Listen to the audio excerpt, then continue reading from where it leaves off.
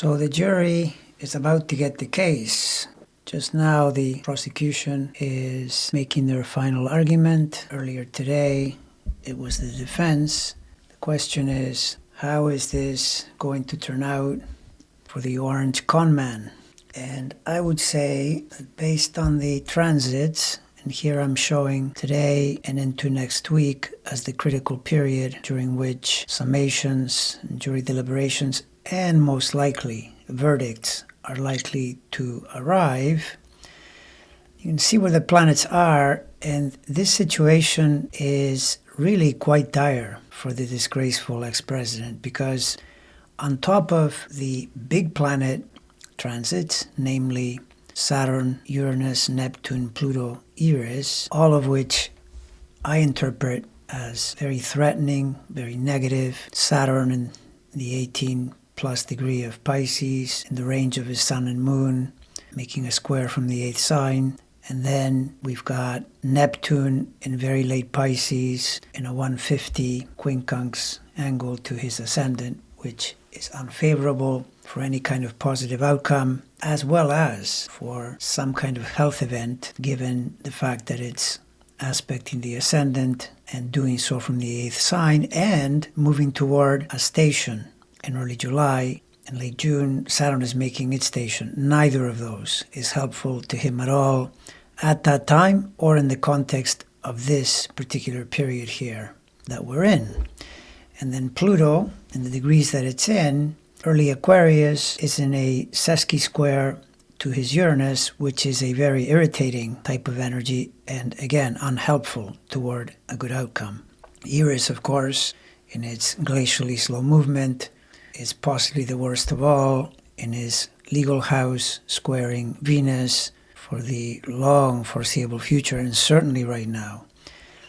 But then we see that Mars, which you'll recall, was early in the sign back when the trial started. Back then it was triggering the Access Hollywood T-square made by Mercury, Neptune, and Eris. And now it has moved forward, and you can see in here is moving toward the 23rd degree, 25th degree. That's where his Saturn-Venus are in the 12th sign. Mars is acting as a massive trigger to the Eris configuration. This is possibly the worst occurrence, astrologically speaking, in terms of the timing. This is the last place you would want this planet, given that the 9th is the legal house, Mars rules it at birth. It's not good. It's really, really bad.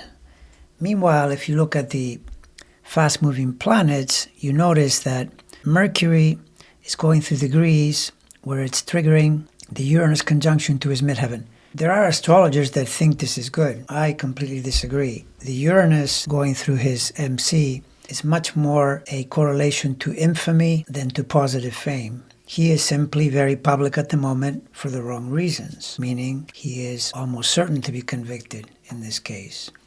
And the Mercury is triggering it. Then you look at the fast-moving Sun and Venus, which are going through in Gemini, and they're in degrees that irritate the Saturn-Venus conjunction in the 12th with a semi-square.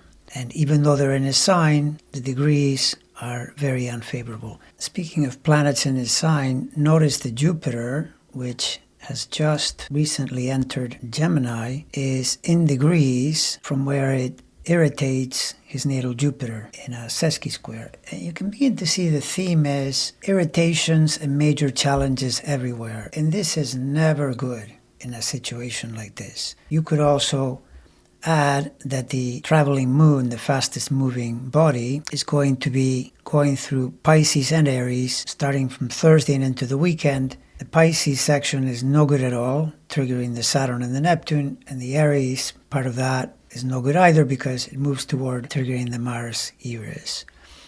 I haven't mentioned Chiron. Chiron typically on its own would never be enough to correlate with a catastrophe, but here you see that it too is part of the parade because it's moving toward degrees where it squares his Saturn.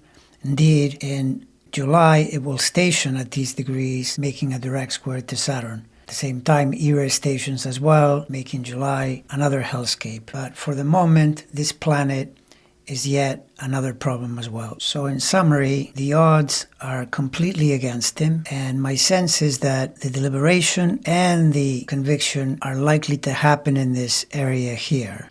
Now, should it be that it goes beyond this red line and into next week as far as getting a verdict, no worries. There is plenty to work with here through the outer planets to occasion the outcome being completely against this guy, which is fully deserving and fully reflective of the astrological cycles.